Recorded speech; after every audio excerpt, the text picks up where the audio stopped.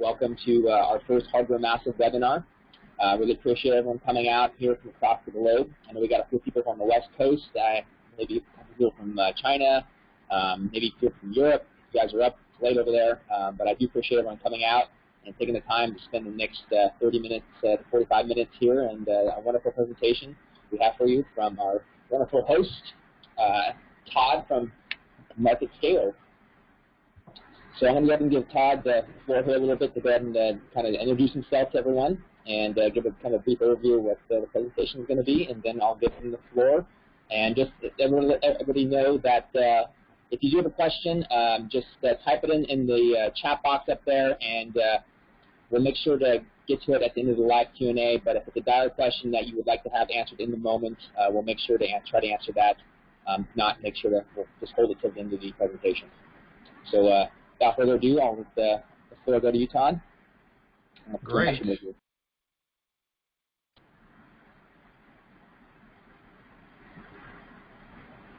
There we go. There we go. All right. Hi there, Matt. Thank you very much for the warm introduction. I really appreciate it. Hello, everyone. It's nice to be with you here, whatever time zone you may be in. It's actually nighttime for me here in Nashville, Tennessee. So I'll try to keep this brief and to the point for everyone who's out there, and hopefully this will be an interesting journey for us all. And again, thanks to Matt and everyone over at Hardware Massive for letting us be a part of the first ever Hardware Massive webinar. Hopefully this will be the first of many for both Hardware Massive and in collaboration with us here at Market Ready. So without further ado, welcome to how the right channel strategy can help you sell into the U.S. retail market. So first off, welcome from the Market Ready team. Already said that. Moving right along. So today you've got just me. My partner, Steve Bello, was going to be able to join us today, but unfortunately client needs came up, and sometimes that just has to take precedence. So you've got me today. You're in good hands, I hope. I've got more than 12 years of experience selling into the channels all over the world. I've been everything from a sales rep to all the way up to a VP of sales at a company called Griffin Technology, and I've sold to and overseen sales strategy for global sales initiative for retail distribution, B2B, pretty much every channel and pretty much every region around the world. So so I do have some experience with this stuff.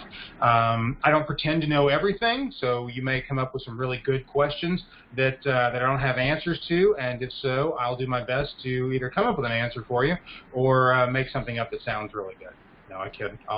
Hopefully we'll actually have a good answer for you.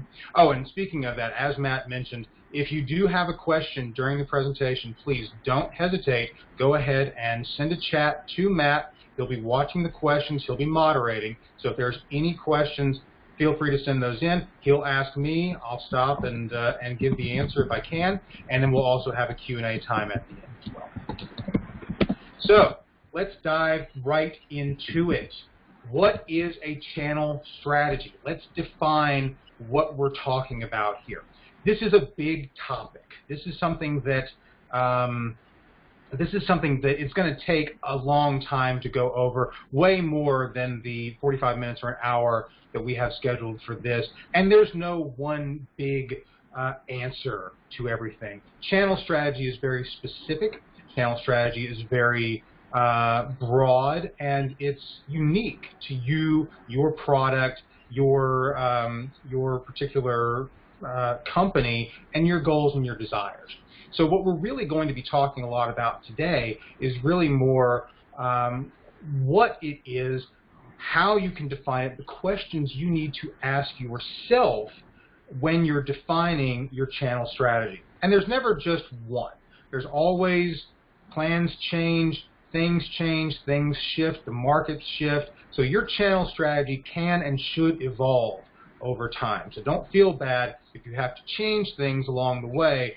That means you're paying attention to the market and where it's going and what's working and what's not working. So this is a dry but completely accurate definition of what a channel strategy is. And I'm going to do what you're never supposed to do in a presentation. I'm going to read it right off the screen. It is a detailed plan for selling effectively through a particular distribution channel or combination of channels. Well, that's a really, really dry way of saying it's how you go to market, how your specific company takes your specific product to the specific channels of the specific markets that you want to go to. Now, what does that mean? For me, it's always, always, always easier and simpler to boil things down to this: who, what, when, where, why, and how. And I know that seems incredibly basic and it seems so simple, but you'd be shocked. I am shocked. I'm constantly shocked at how often people don't ask themselves these basic questions. And if they do ask the questions, they don't take the time to really, truly answer them or to understand them.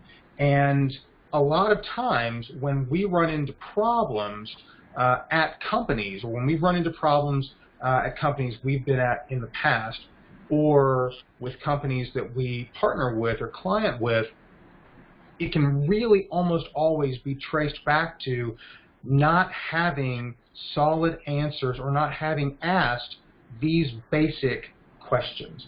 Now, let's look at these questions. This who, what, when, where, why, how thing, it's very broad, but for a reason, because there are a ton of different ways that you can phrase the questions and you can answer the questions depending on your particular situation. So today we're going to take a broad strokes look at the kinds of questions that you need to be asking and answering as you're developing a channel strategy or as you're redeveloping a channel strategy. Now, this is in the who, what, when, where, why, how order, but the way you ask yourselves these things may flow a little differently from one to the other. So, who? Put quite simply, utilizing your resources. Who's going to execute the strategy? You're going to have a channel strategy. Somebody somewhere in your organization or outside of your organization is going to have to be responsible for actually implementing it and executing it. If you don't have somebody that is actually creating or that is actually putting the feet on the street to drive the channel strategy once it's created, of course there's no point. And again, seems like a basic thing, the number of times where we ask a question, well, who's in charge of blank, and we get a blank stare back, would amaze you. So know who is going to execute your strategy at the end of the day. What? Define your goals. It seems, again, such a basic thing. What do I want to accomplish? Where do I want to go? Where do I want to take my company? How big do I want my company to be? Do I want to be a $1 million company? Do I want to be a $1 billion company? Do I want to be the next Apple?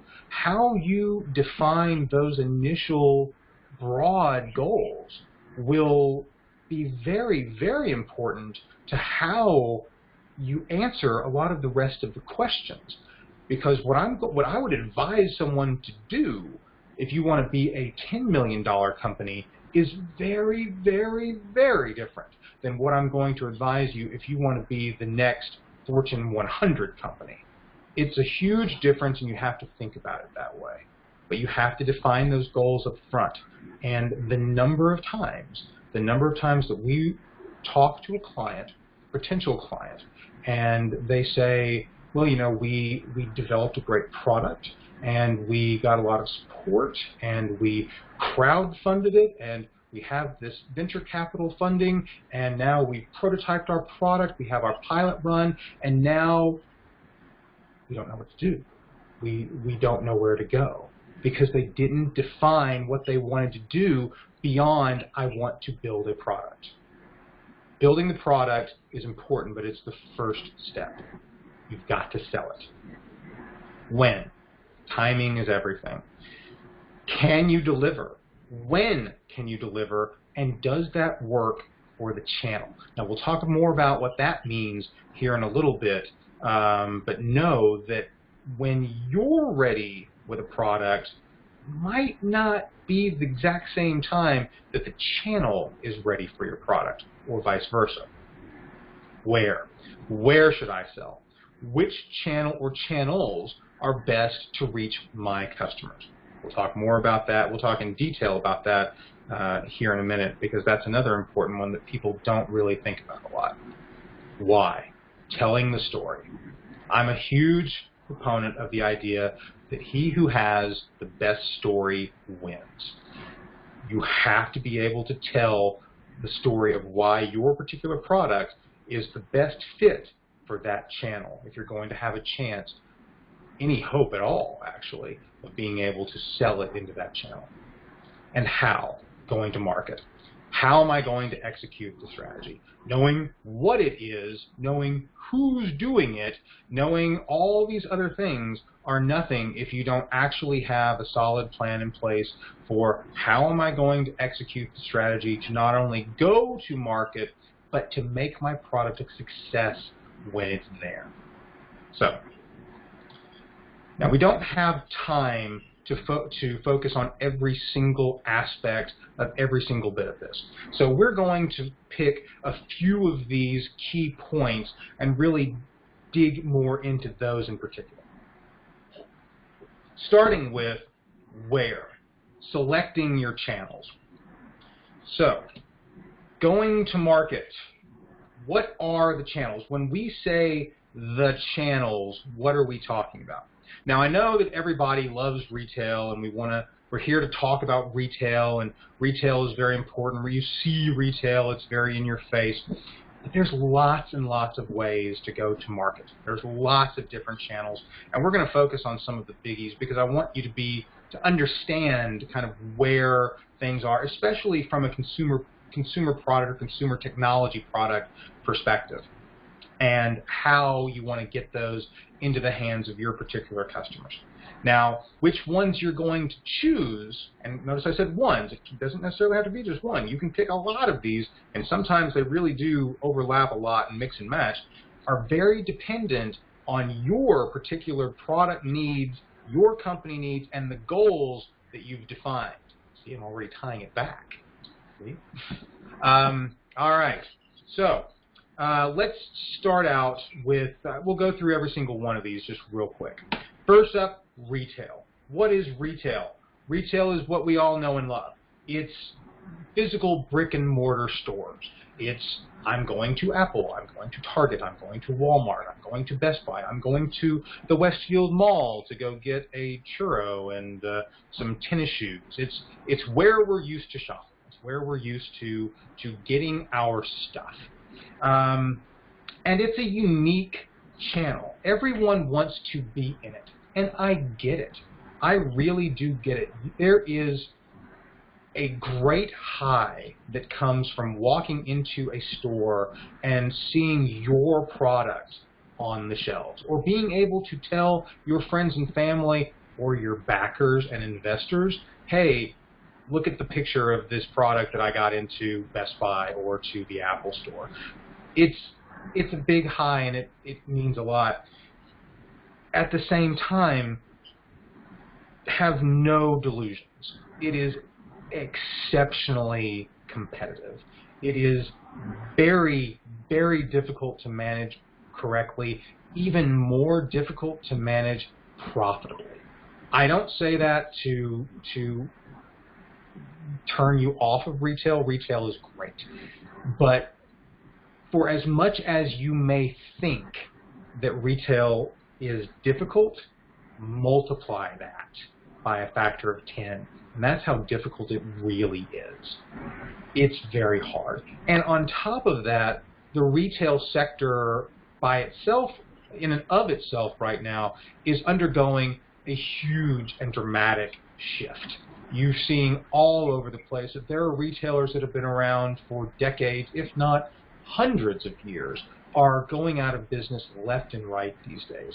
I'm actually shocked that Sears and Kmart are still in business. And I've sold to Sears and Kmart, and believe me, I can understand why they're going out of business. But it is retail is really trying to figure out what it is right now. And there have been lots of people, lots of pundits and prognosticators who are saying retail is dead, it's all going away. You know what? Retail's not going away. It's going to change. It's going to be there. It's just going to shift quite a bit. And anyone that tells you they know where it is going to go is not telling the truth. No one knows yet. But you can see a lot of changes out there, and you can see a lot of hints. The people that are merging the worlds of online and physical brick and mortar will probably do the best. That having been said, the classic retail model is still very much the generally centralized buying experience. And what I mean by that is not buying for the consumer. I mean buying for the people that are actually buying our products that we're peddling, products that you are peddling. So generally, for an Apple, a Target, a Walmart, a Best Buy, any big brick and mortar store, you're going to have a centralized buying experience where you go to someone's headquarters, generally in Minneapolis if you're talking to Best Buy or Target. You've got Bentonville for Walmart, you've got Cupertino for Apple, and that is where they make the decisions. You go in, you sell your stuff, they decide then and there if they're going to take it for the entire chain or for segments of the chain. Now there are other retail channels that are more franchise-based or decentralized in terms of buying. So this is a little more prevalent in places like Europe and the UK, but it does happen here in the States as well, where you have to individually sell to each local store or regional store. So that's something important to bear in mind there. Can require delivery direct to store through distribution or through the store's own their own distribution centers. Now that's important because it becomes critical later on to know how you're going to actually get your product from your warehouse or your factory or your third-party logistics facility to them. So you have to be able to work with the retailer how they want to be worked with. A lot of them have very specific ways that they want things done. They have specific, you must send these in these unit packs and these master packs to these distribution points, or we will only work with these distributors. Some even require you to send direct to store to each and every single store, which is easy enough if you've got a retailer that has a dozen stores. It's a whole lot harder if you've got a chain that has 1,000 stores, and believe me, we've shipped direct to store for Best Buy before at 1,000 doors. That's not any fun, especially when they've got specific requirements for packaging. So something to be very, very aware of there. Margin, terms, and program requirements are generally pretty high. Why? Well, because they're running a store. They have a box. They have to put people in it. They have to pay rent. They have to pay utilities, all these things. It's expensive to run a store. Where are they getting the money to do that? Well, it's kind of from you. So the margin that they're going to ask from you is pretty high, which can be a kind of a jolt to people that have been used to selling online, where you're getting all of the profit dollars. Now all of a sudden you've got a retailer who's asking for, depending on the category, 30, 40, 50, 60, 70 plus points of margin, plus back-end program, market development funds, and on and on. That can get very expensive very quickly, and that can be a huge shock to people who are not used to it. Last but not least, lots of retailers have what are called are strict selling cycles. They're called line reviews and resets. So, for example, a Target usually resets twice a year, once in the spring, once in the fall. One is usually big, one is usually small. Didn't mean for that to rhyme.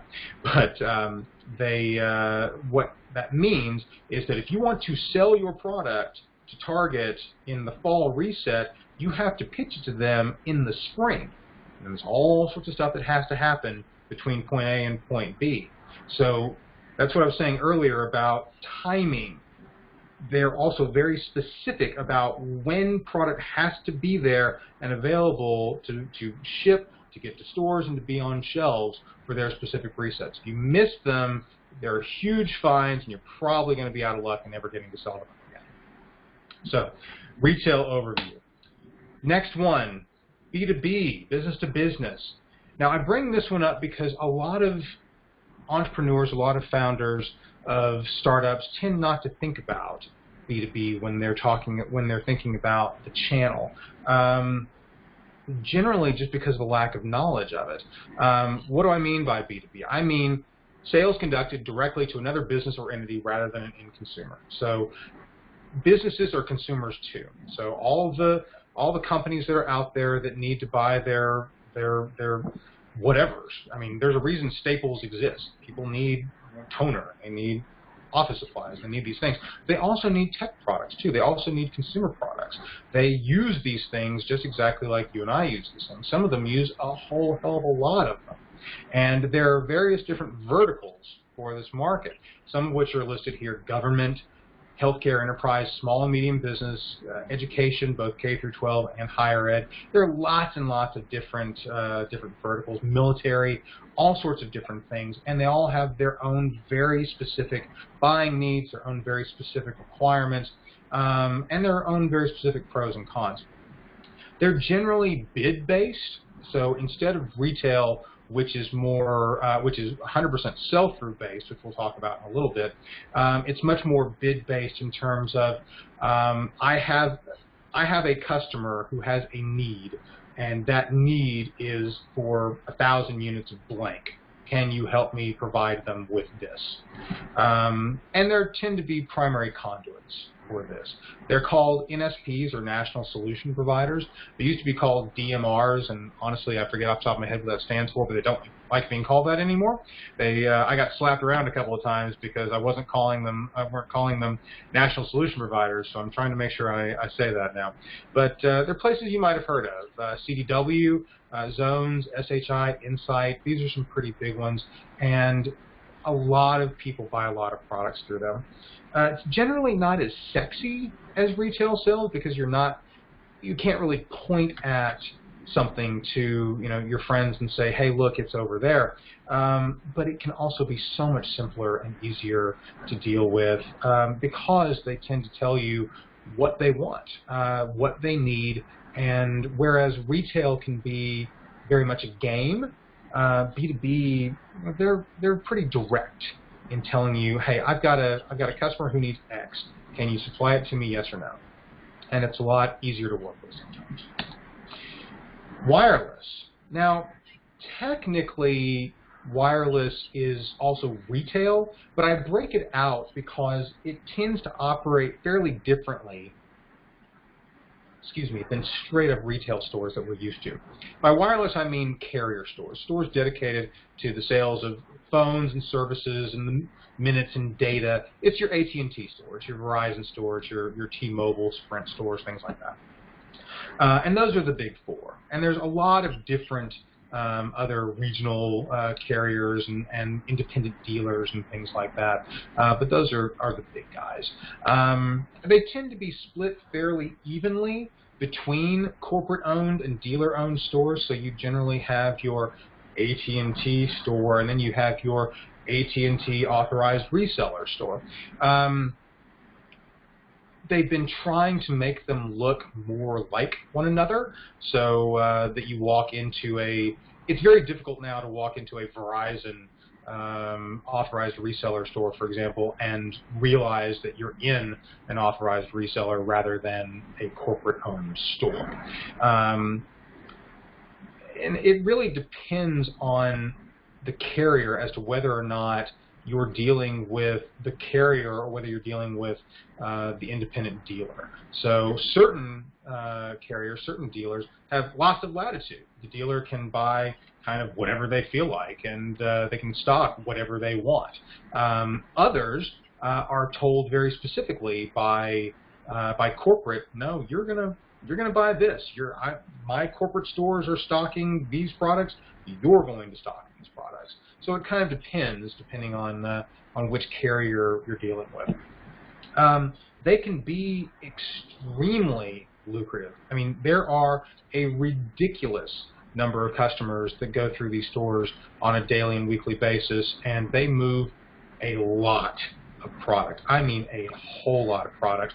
One thing to really bear in mind here is because the carriers are kind of old school in their regard, they put their products through a lot of testing and certification demands that can really be pretty intense depending on the product or category, especially if you're doing anything that directly connects to one of their phones and charges it or does anything like that. There's a whole separate third party that is completely dedicated to testing these products, and that takes a lot of time, and guess what? It takes a lot of money, and they're not paying for you.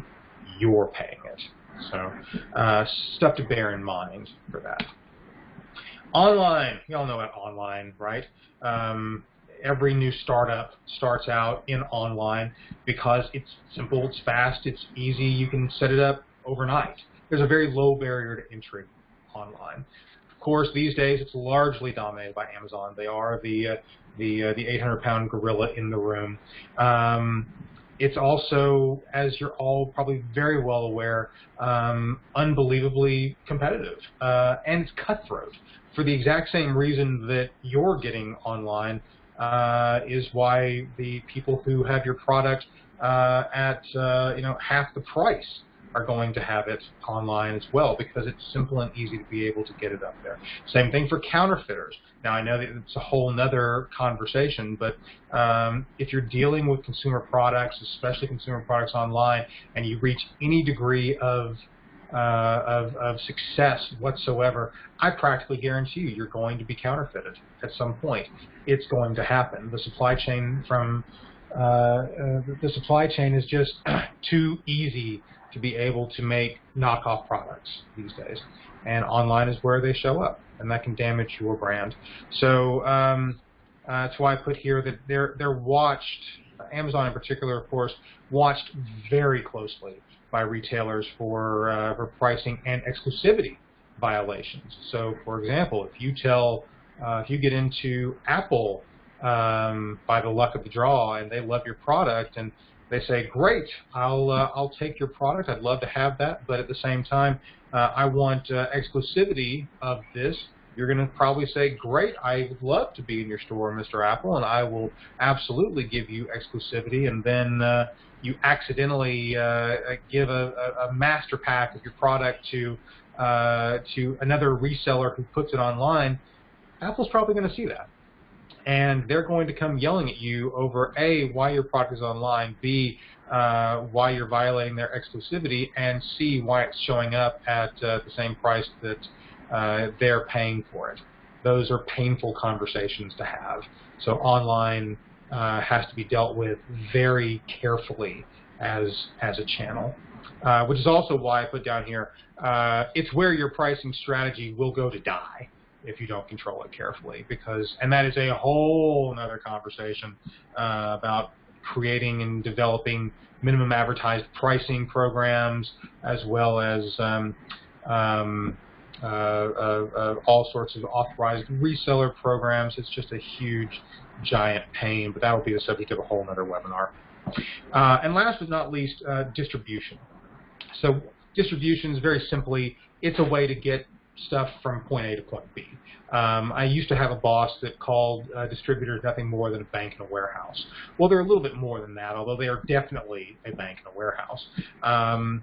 They tend to offer a pretty wide range of services, anything from basic, I'm going to give you my pallets of products and you are going to pick, pack, and ship them for me when I send you orders, which is basically what's called 3PL or third-party logistics services, to full-blown sales and inventory support, where you give them everything. They will handle all of your sales needs. They will watch all of your inventory. They will do everything for you. And it will completely depend on what your needs are as to how much of their services you end up using. Unless you plan on doing absolutely everything yourself, it's almost a given that at some point you're probably going to end up needing or using a distributor in some way, shape, or form. You're going to run into a retailer or a reseller or a B2B national solution provider who says, no, I will only buy your product from this distributor. But at the same time, if you deal with one of these places that has very onerous shipping and receiving guidelines, as in you must send me products to 14 different distribution facilities with this type of stickering, this labeling, with these pallet heights. These are the things that distributors deal with every single day. And trust me, you don't, as a startup, want to be dealing with this stuff. Pricing can be an issue with distribution because you need to watch that very, very closely. Distribution should be a very low impact thing for you and your business, but given all of the range of services that they can do for you, it can become very expensive very, very quickly. So that is a place you don't want to be giving up a whole lot of margin if you don't have to, because that's money coming directly out of your pocket, sometimes for services that don't do you a lot of good. So that's the channel. Spent a lot of time on that, and I apologize, but I wanted to give you a good sense of what we were really talking about here, and what the pros and cons are kind of for the others. Let's talk about for a minute on the who's going to sell my product. Now, there's a lot of different ways, and that's kind of a running theme through this entire conversation. There are a lot of ways to do a lot of these things, but a lot of people tend to go into a few major areas. Here, I'll talk through the three big ones that people tend to use for primary sales options, and that's having an internal sales force, letting your distributor do it for you, which I just mentioned, or letting an outsourced sales group handle it for you. Every single one of them has pros and cons, and it'll be completely dependent on what your needs are. Again, catch a theme here. Let's start off with an internal sales force. What are they? They're your own people. And almost every startup starts out this way because you're wearing all the hats. You're the founder, you're the janitor, you're the salesperson, you're the engineer, you're the developer, you're the everything. So most startups, most companies end up starting out with their own people in any way, shape, or form. Even if it's just, hey, I've got a brother, cousin, aunt, uncle, sister, whatever, who can help me with this stuff. It's totally fine, and it's great, as long as they know what they're doing and they are on the same page with you of executing your channel strategy. Which is why I say excellent command and control. What do I mean by that? That means they do your bidding. You can hire them, you can fire them, you tell them exactly what you want to do, and you hold them accountable. So in that sense, they are your best way to be able to have tight control over your particular sales needs and how you want to execute your strategy. That having been said, of course, it comes with all the same issues of having employees, especially if you're hiring someone or multiple people to do this. They're potentially resource intensive. It's you've got to pay them a salary. You have to give them benefits. You have to pay them commissions. You have to, there are HR concerns. You got to make sure they're doing what they're supposed to do. All those sorts of things. So think of them. They've got all the same challenges that come with having employees, the pros and the cons of that. So that one's reasonably well understood. The next one is distribution reps. Now, this picture is not terribly far off. Most distributors and most national solution providers have huge floors or giant call centers that are staffed with just tons of people that do nothing but handle inbound and outbound orders. So basically, it is an entire room full, or sometimes multiple rooms or buildings full of people who are the sales reps that try to sell your product for you. The really good thing about them is that there's a lot of them.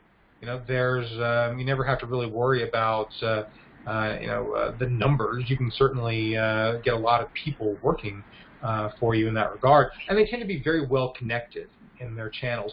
Good sales reps really know their customers really, really well. They get a repertoire with them, and so they both take inbound orders from their resellers and their sub-distributors and their retailers, but they also call these other people up and say, hey, I've got this new thing for you I think you'd be really interested in, and here's this deal we're working on, here's this promotion, here's this brand new product, let me tell you about that. So it can be a really good way to be able to help push both inbound and outbound sales, especially too when they've got customers that call up saying, hey, I need blank, what do you have for me?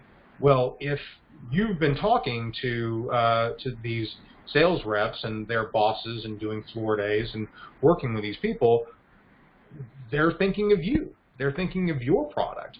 And if you're front of mind, you want them to say, oh, well, hey, I was talking to Joe Blow over at ABC Company, and they've got this great widget that I think that would work really well for you. Oh, okay, send me over a sample and we'll test that. Or even better, give me 500 and we'll make it a day. So that can really work, and I've seen that happens day in, day out all the time. People sell what they know. Where are the problems? Well, the problems are that their time and focus is split between you and a whole lot of other people. So it's not a dedicated resource or resources that will really drive for you and only you. You're getting very fractional amounts of their time at best. And unfortunately, if you've got someone who, and it tends to happen, they may not have your best interests at heart. They may not know or care what your particular strategy is, because at the end of the day, they're there to get paid themselves, and they're going to sell what's going to help them take home the biggest check at the end of the day. So you can control it up to a point, and you manage it by working very closely with them and making sure they know your products very well and giving them lots of support. But it can definitely be challenging. Outsource sales.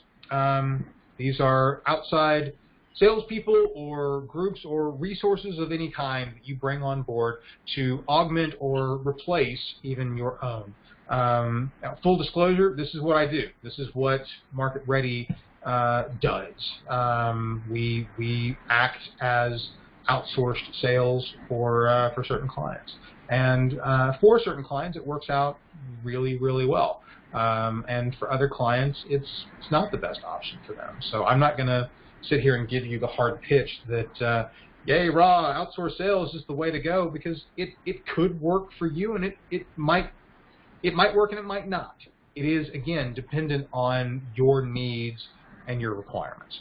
So the good things about them, us, whatever, can be onboarded as needed. So if you decide, hey, I need additional sales resources in this region or this specific channel or even this specific retailer, you can bring on a outsource sales to be able to help you with things like that, so that you don't have to keep growing and growing and growing your own internal sales team to be able to grow your sales.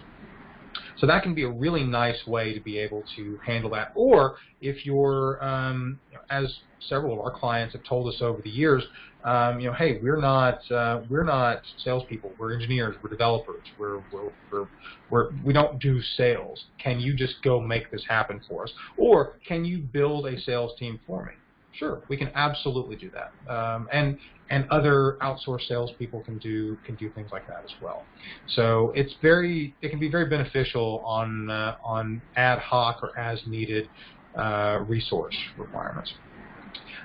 What are the cons? I mean, to be perfectly honest, It's difficult to find people that aren't limited in scope.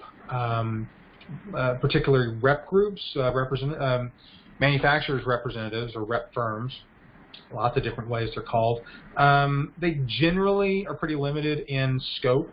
They know a particular retailer or a particular channel, or maybe even a particular region very, very well. But beyond that, and they don't have a lot of experience or any experience.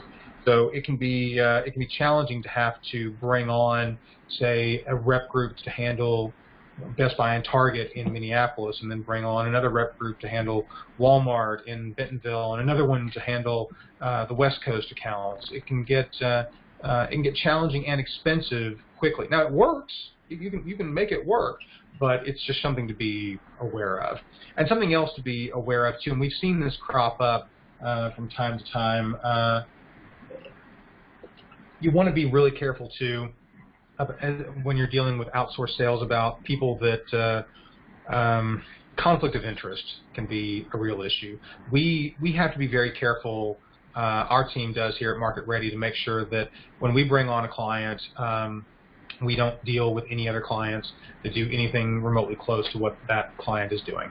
We don't want there to be any question whatsoever of conflict of interest, of when or how do we pitch this client versus this client. That's just not a good way to do business. But with bigger with much bigger firms, it can be difficult. They bring on tons and tons of clients, and all of a sudden you've got how do you know what they're selling? So there's some really, really good ones out there, and they do some really, really good work.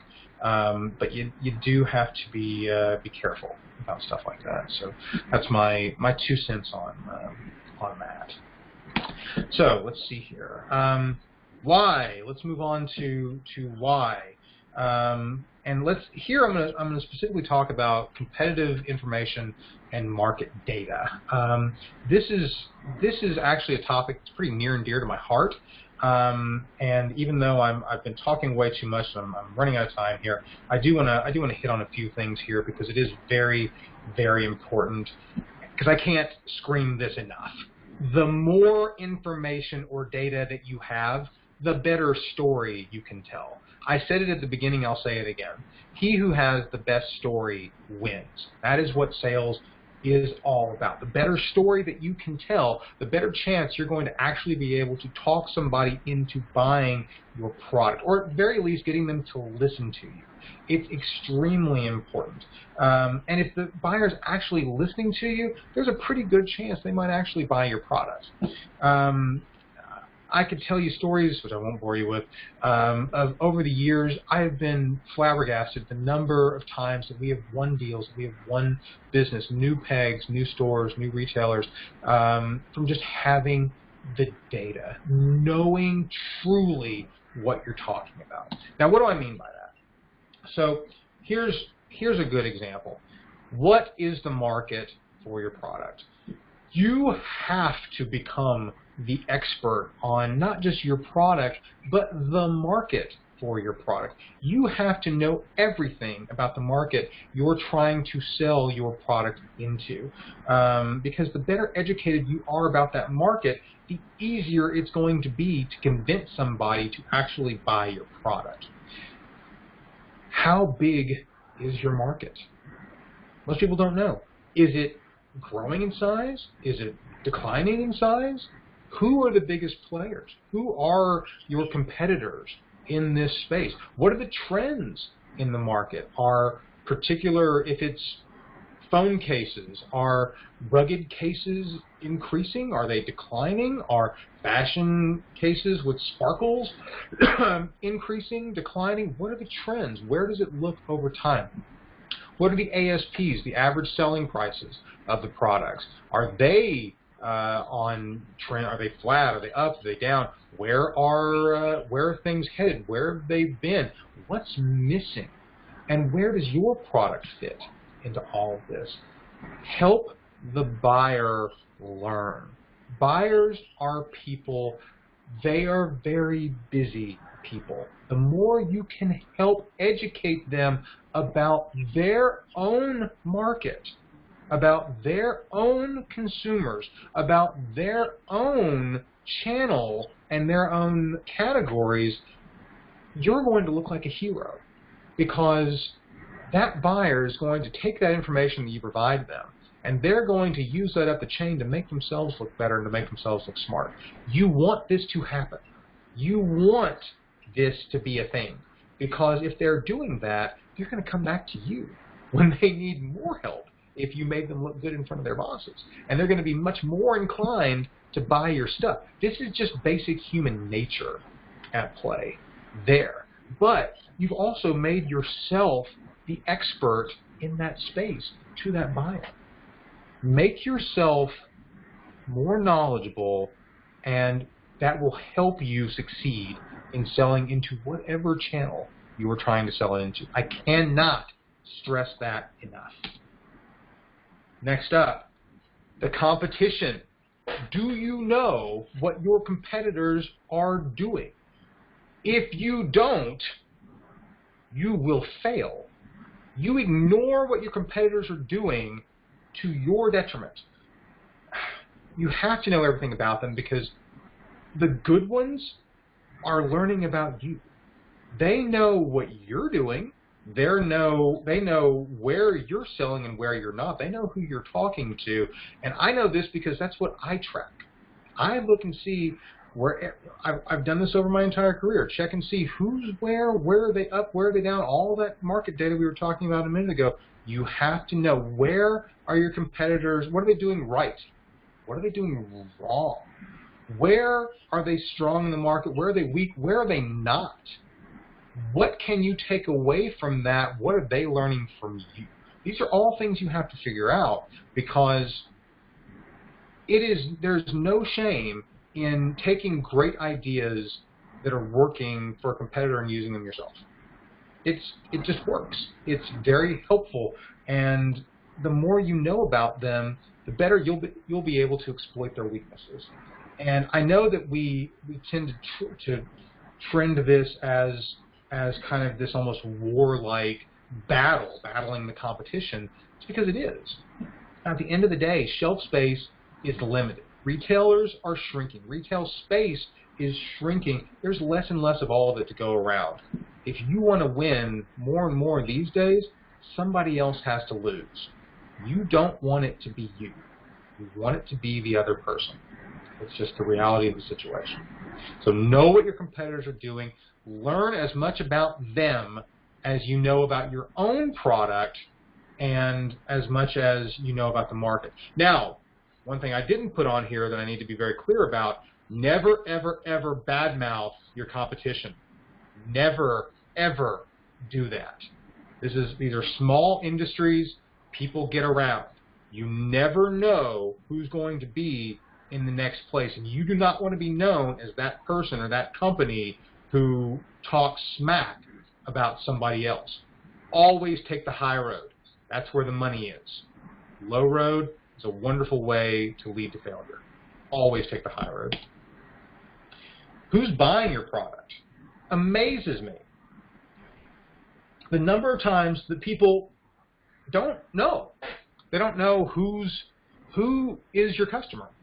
They don't know who's buying the product. They don't know who wants to buy it, especially if it's an aspirational product. Why? Why are they buying it? Or why aren't they buying it? Where are they buying it? And very importantly, what else would they buy if you had it? Most people start off with one product, but they don't want to stay with one product. Well, okay, great. Listen to your customers, and your retailers are customers too. They will tell you, if you listen closely, what they want to see from you. If you listen, the opportunities are there.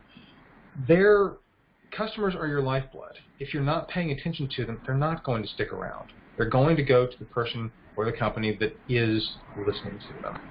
Know absolutely everything you can possibly know about your customer. Now I know what you're saying. Okay, great. How do I get any of this? Where do I get this data? It's everywhere. It is everywhere. We live in a golden age of data. We are literally swimming in data right now. You can barely turn on your computer these days without tripping over data. Great quality data is available. You just have to know where to get at it.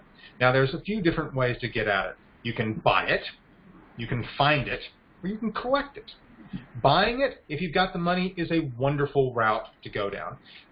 Places like NPD, Nielsen, GfK in Europe, lots of different places have different types of data. POS, point of sale data, is far and away the best because that tells you exactly what people are buying, where they're buying it, and how many of it they're buying. There's also panel data, which is not as great, but it's a lot cheaper. Panel data is it's really surveys of what consumers say they're going to do. Now, if you notice, there's a huge difference sometimes between what people say they're going to do and what they actually do. But panel data can be very instructive in terms of getting a sense of where consumers or where the market is going. Now, again, that's pretty expensive. So the nice thing about it is if you've got the money, by all means, go for it. It works great. If you don't have the money for it, a lot of them actually send out sample data. And they put out press releases that give broad stroke ideas, or they give the first couple of pages of their reports to get you hooked because they want you to buy the data. There's a shocking amount of information that you can glean from this that will teach you a lot.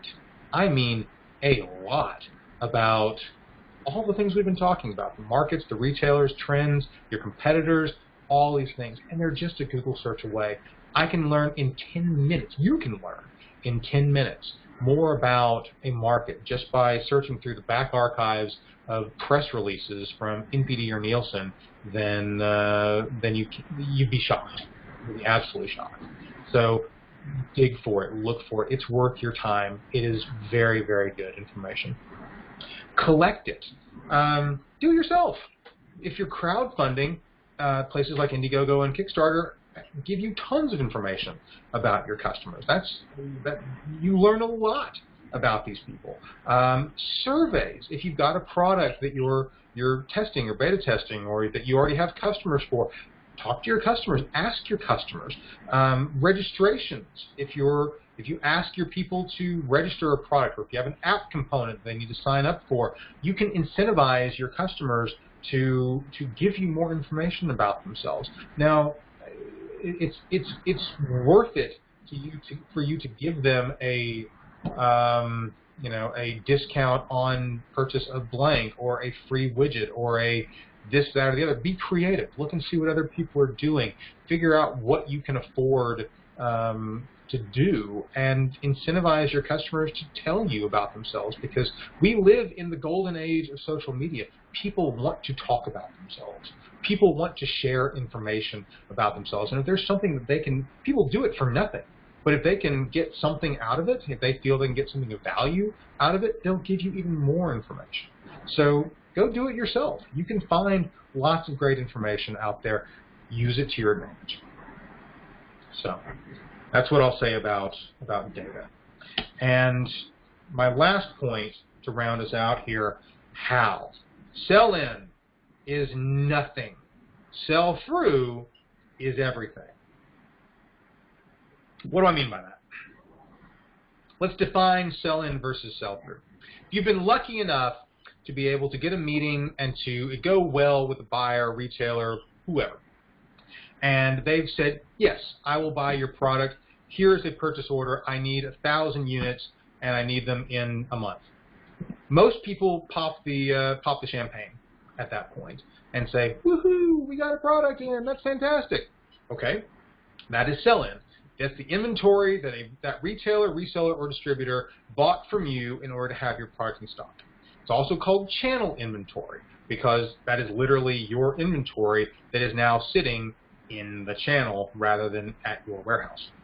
Now, sell-through. Sell-through is the number of units of your product that people are actually buying every day.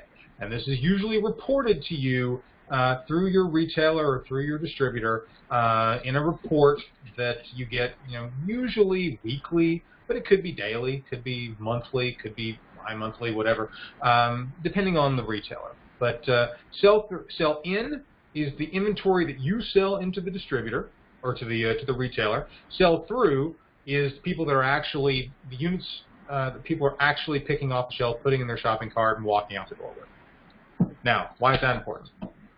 Sell in, as I mentioned, is when inexperienced people celebrate. We got an order, fantastic. It's also what most people focus on, including a lot of sales reps and salespeople focus on. Hey, I got an order. Hey, I got an order. Hey, I got an order. That's great. It doesn't matter, because sell through is when you should celebrate. That is what you should focus on driving. Anybody can sell in. Sell in doesn't mean anything. Sell through means a human being actually decided to pick up your product and walk out the door with it.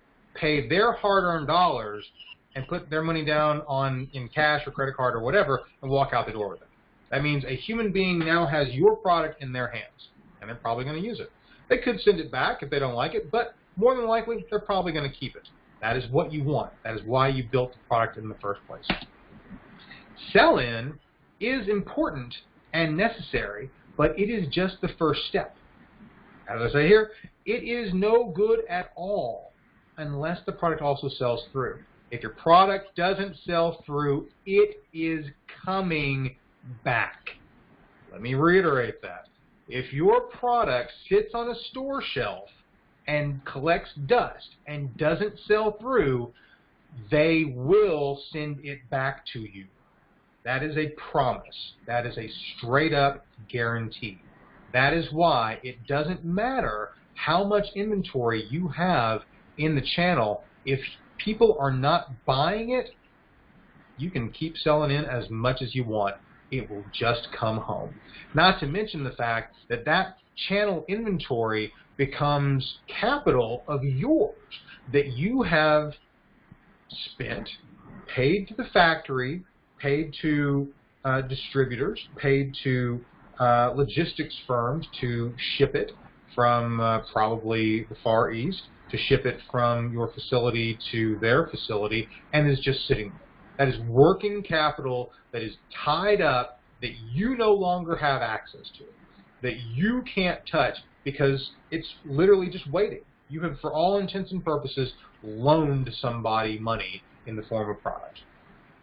Sell-through is what you and retailers really care about. Retailers care about the inventory they have on hand, but they really care about the inventory that sells through. That, the ability to actually sell through product, is what gets your product on store shelves and what, more importantly, keeps it there. It's also the clock starter of when you get paid. Because a retailer, I mean, yes, they will. Yes, the clock really starts when you sell in, but again, I don't look at it in terms of, that's not a real sale. Anything that can come back is not a real sale. Once it's gone, it is gone. That is money you get to keep. That is money you keep in your pocket. So it's not truly sold until it is sold all the way through. It's also what drives your brand and gets the product to consumers, which is what you wanted in the first place. Your goal is to get your product into consumer hands and to build your brand, getting people using your product. A product sitting on a store shelf doesn't do that if it's not actually selling. And it's what you really need to focus on driving. You don't want to just keep loading product in the channel. You need to be very intelligent about how you manage your channel inventory, and that is a whole other topic of conversation to get into. But sell-through is really what you focus on driving. How do you drive that? Well, again, it's a whole huge conversation, but you drive it through marketing.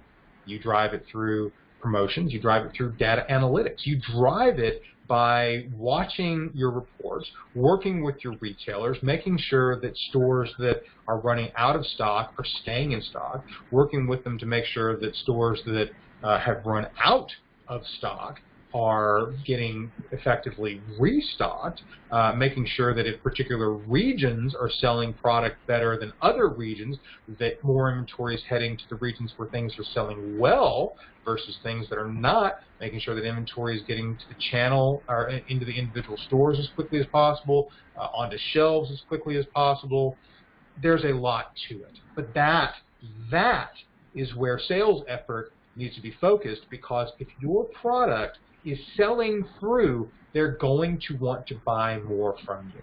They're going to keep taking your phone calls. They're going to keep listening to you. They're going to check out the next product that you bring them. They're going to want to come to you to help drive promotions and marketing efforts, which are going to drive sales to you, which is going to grow your brand, which is going to increase your sales. It is a virtuous cycle if you manage it correctly. That is the truly important part. At the end of the day, none of this other stuff matters a hill of beans if you don't actually sell through. And I'll stop ranting about that now.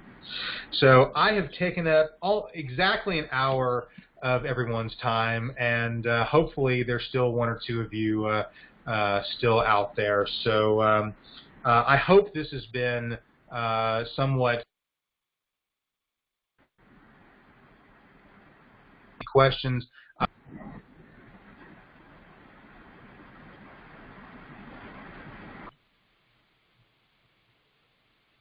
Sorry, Todd. I had to take you off mute there when I was switching over to the Q&A.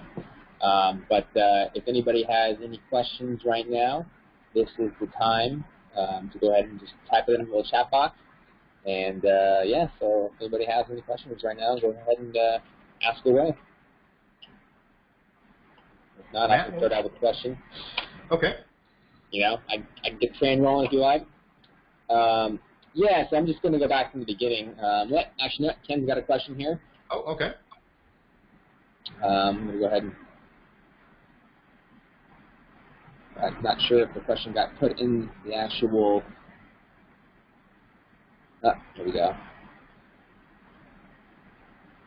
Okay, I'm going to read it out loud to you. Okay.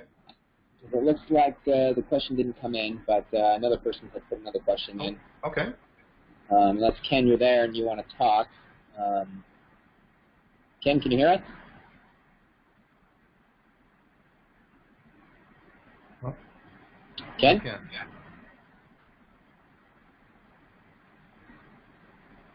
All right, so he typed his question in. So I have two questions. I'll start with Ken. His question to you is, how do I get higher margins? How do you get higher margins? Well, that's that is kind of the big question, isn't it? So the easiest way to answer that question is to drive greater value.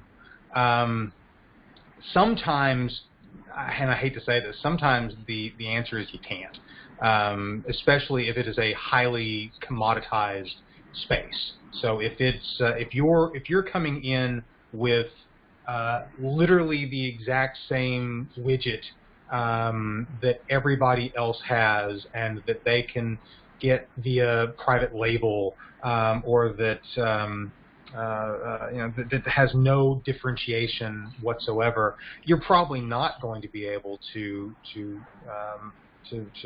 get better margin for yourself. At that point, your best bet is probably to make it a margin play for the retailer, to try to maximize their margin as much as possible, and to try to steal as much shelf space as you can from somebody else. But how you do it with a unique product, all the data questions that I mentioned earlier, you know everything about the market, you know everything about the retailer and the channel, you know everything about the competition, how your product is differentiated from that, and how you're going to be driving greater value to the retailer through higher gross profit dollars for your product, or marketing programs that you're driving through them, or how you're bringing a truly differentiated product that they can't get from someone else. Because remember, buyers love to say things like, well, you know, I can get this from the next guy for half the price. Well, if they can't, don't be afraid to call them on that. Say, no, you can't, because this product doesn't exist. You can't get this. No one has this. And if you truly have a unique product, you can sell that story. So just because a buyer makes a demand doesn't mean that that's the do-all, end-all. Buyers will buy what they want to buy.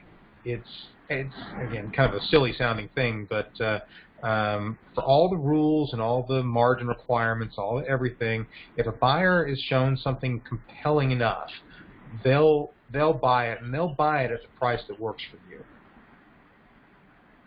Okay. All right, thank you.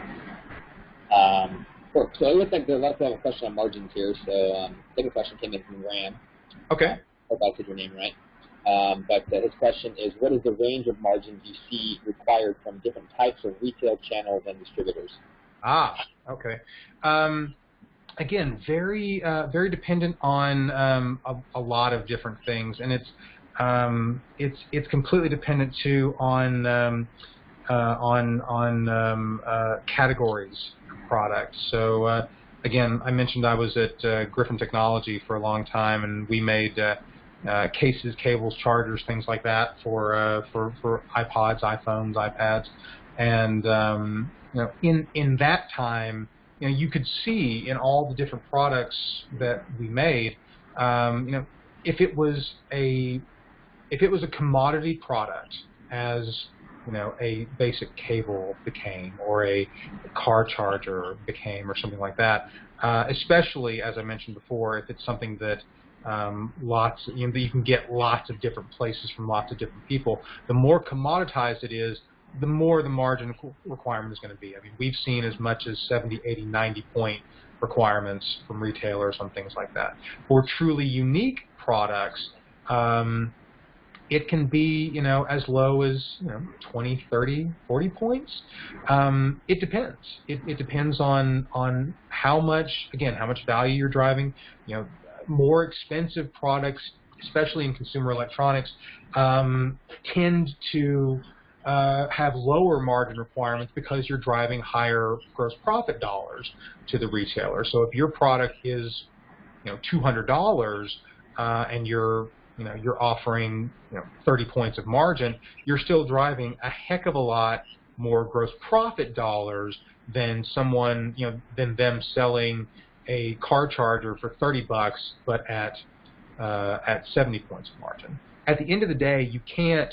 Something to remember when dealing with retail is that they love to talk margin percentage, but they can't deposit margin percentage in the bank. They deposit gross profit dollars, the difference between what they sell it for and what they bought it from you for.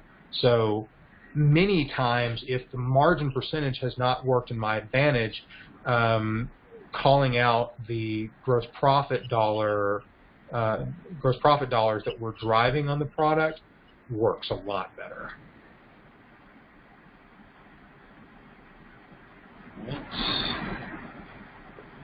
All right, so it looks like there's a follow-up question. Okay. Or maybe a new question, actually. How do you? Looks like a two-part question. Okay. I feel like I'm a politician now. I got a three-part question. Two-part question, right? How do you effectively run back-end programs? Is the first question. Oh wow. Okay. And the second question to follow up with that is letting retailers drive MDF dollars versus direct that spend. I'm sorry, versus direct that spend. Did you want to clarify that question, man? Maybe I can get you up on here. I did. You were cutting out there for a second. Direct what spend? What's up? I'm going to put him up on speaker here so you can ask the question too. Okay. Rand, can you hear us? then there is no. Yeah, can you guys hear me? Yeah, I can hear you. Yeah, so just wondering how effectively can we actually direct how back-end dollars are spent with retailers versus letting retailers make those decisions? Good. Okay, gotcha. Understand. Oh, good question. Very good question. Yeah, that is the challenge, because a lot of retailers tend to think of what I just broadly refer to as back end or MDF, which can mean a lot of different things. A lot of them will look at it as more of a cost of doing business, especially the bigger boxes, where they'll say something like, okay, you have to give me a 12-point program, a 15-point program, a 10-point program just to play. But letting the retailer direct it is dangerous, because you will get nothing for your money. It will just be it'll just be money that you're giving them for the heck of it, and it does nothing for you. Those dollars are designed specifically to help the retailer drive your product, and you absolutely have every right to demand nicely that they are doing that. And the way you do that is you work with them to define how that money is being spent. Now, some are going to be much more willing and able to do that than others. Apple, God bless them, used to work with Apple for years and years, and I was able, especially on the online side, to get them to agree to a lot more things than retail would. But for places, like a Best Buy or a Target, they are much more willing to work with you in terms of, all right, well, here we're gonna use these funds for an end cap, or these funds for a flyer, or these funds for a promotional markdown, or temporary price cut, et cetera, et cetera. But you have to take it upon yourself to help drive that. The retailer won't do it generally. And it's normally not out of malice or anything like that. It's normally much more just they're busy, and they're at that point it's kind of free money to them. So, but if you're there effectively driving it, that does a couple of things. One, it tells them that you're very serious about helping drive your business and theirs, but it also it should actually be driving their sales. So yeah, you've got to take control of it. You've got to make it happen. I hope that answers your question.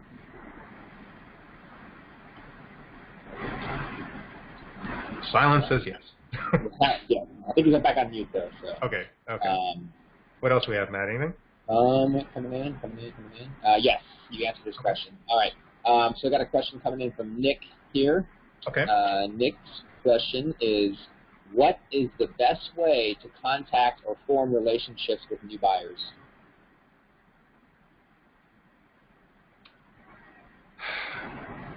It's hard. I mean, I'll just be honest, it's hard. It's really tough. Buyers, even though their job is to meet with you, they have 1,000 people knocking on their door. The best way to do it is getting a recommendation from somebody else. I mean, it's getting a foot. It's networking. It's the way you do everything else. It's getting an introduction from somebody else. It's getting introduced by somebody they already know and like or have respect for.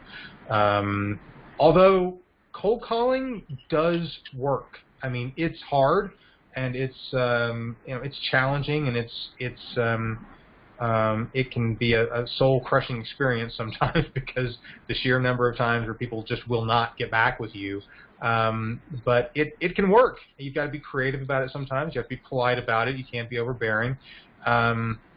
But I mean, if you have no connections whatsoever, starting in the phone book and calling the front desk, the reception at headquarters, and just asking, shockingly, sometimes it at least gets you a name, it gets you a phone number, it gets you a voicemail, and if you've got a good enough story to tell, and that's where your elevator pitch comes into play, it can work, but it's hard.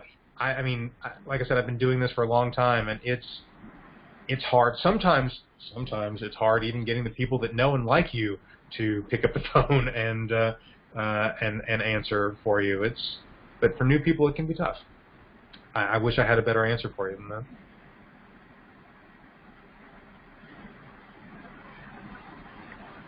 Great. Hopefully we answered your question, Nick.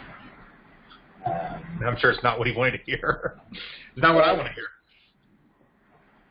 Yeah, it might be tough to meet new people, but getting out there and obviously networking, like you said, is probably a good way to do that. I mean, maybe to dovetail off that, is there a particular, they go to trade shows or other particular places that they like to hang out and go and look at new products? That might be a good way to kind of run across them, and just meet people. I mean, trade shows can be great. Shows are challenging simply because, I mean, you think a buyer's busy on a daily basis. I mean, imagine how much their attention is getting pulled at shows. Now, I mean, you've certainly got shows where it is their entire reason for being there is to meet with new people, and that's great. Those sorts of shows are dedicated towards things with those like that. But yeah, just hoping you're going to be able to chat somebody up when they're 4 martinis deep at the Bellagio during CES is don't get your hopes up. Is what I'm saying. It's they're not necessarily apt to remember you. Maybe I'm being. I hate to crush any hopes or dreams out there. It's just good old hard work. I mean, it's just being friendly, being in the right place at the right time, and just being persistent, politely. So again, let me be very, very clear on the polite part.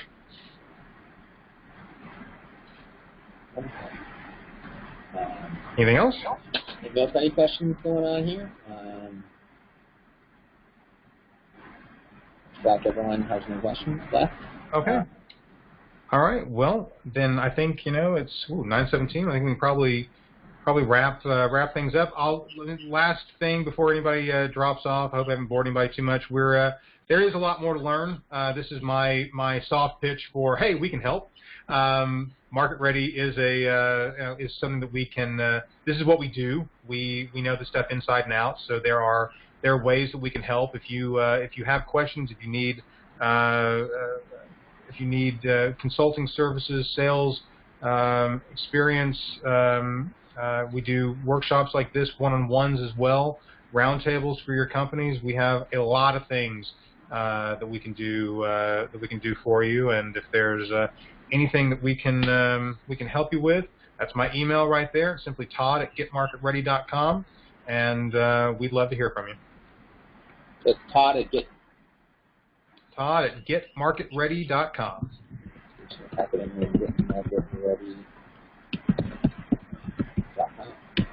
Perfect. There we go.